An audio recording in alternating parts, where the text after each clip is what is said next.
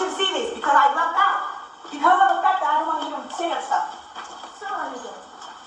As an accomplice to murder, learning his fate today in a Russell County courtroom. Emotional pleas from the parents on both sides of this case before the judge rendered his final ruling for 18-year-old Jadarius Snipes. But it was his mother who ended up in handcuffs during this proceeding. Newsletter 9's Alexis Thornton joins us live from our newsroom after being at that sentencing hearing. So, Alexis, tell us more about this courtroom drama today. Well, Jason, two fathers stood before the judge today with completely different pleas. Snipes' father begged for mercy for his son, while the victim's father demanded justice with the maximum sentence. But tensions escalated when Snipes' mother was handcuffed before the judge sentenced him to 45 years in prison. I want you to see this because I left out. Because of the fact that I don't want to hear him say that stuff. Jadarius Snipes' mother, Mary Herbert, left the courtroom after an investigator spoke to the court, referencing a social media picture the morning after the killing of Ryan Bowles. The investigator says the photo shows Snipes with a gun and throwing gang signs with younger boys, influencing them when officials say they should have been in school. I'm entitled to be angry. I'm entitled to be pissed off. I'm entitled to walk away when I don't want to hear BS. The judge ordered deputies to place her in handcuffs after she refused to come back inside the hearing. So for anybody to try to condemn me or force me to listen and tell me I wanted you to be there for your son, no, you wanted me to listen to y'all lies. Because if you was actually there for my son in a judicial way, you would have never allowed none of this stuff to happen. She is just making excuses for her son and for his actions and not taking responsibility, and he doesn't either. Snipes was sentenced to 45 years for felony murder and 20 years for robbing Douglas Rutledge before Bowles was shot in the Synovus Bank parking lot on 13th Street in Phoenix City in December 2023. Rutledge also took the stand addressing Snipes, saying, quote, "I pray that you find peace. I love you and I forgive you." Rutledge called Snipes his nephew, just knowing him from the community. He'll be eligible for parole at some point. I don't know when. The family and our office will be notified on any future parole dates, and as far as I'm concerned, we will begin objecting as soon as the parole dates come up. Yo, what's up, baby? Super 2. Okay, baby, with another video for this for this Monday afternoon for y'all.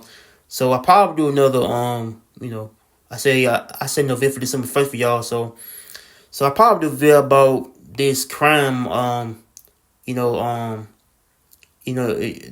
occurred somewhere in Alabama. So with this juvenile, 18-year-old, that was I think Jadarius Snipes was accused of I think felony murder and a robbery until where the couple boys was involved in a crime until they shot and killed the 23-year-old man, and that was the Ryan Bowles. Okay, so this dude he found guilty of I probably dude charged of felony murder and robbery, and how he got charged first degree. So it's just that both was shot and killed back around December of 2023 in parking lot of that was I think somewhere called Service Bank area after leaving a Chamber of Commerce Christmas party. So it's a Snipes so I think Snipes was probably 16 years old of the crime, and how he was charged facing murder and robbery charges, and how the dude was probably doing time behind bars for I think what he did to this dude. So he shot this man. So it's a Snipes and Juvenile accomplice were both accused of Bowles' death, but Snipes was only one on trial this week. So they said he was in trial. How he do facing charges of the robbery, murder charges, and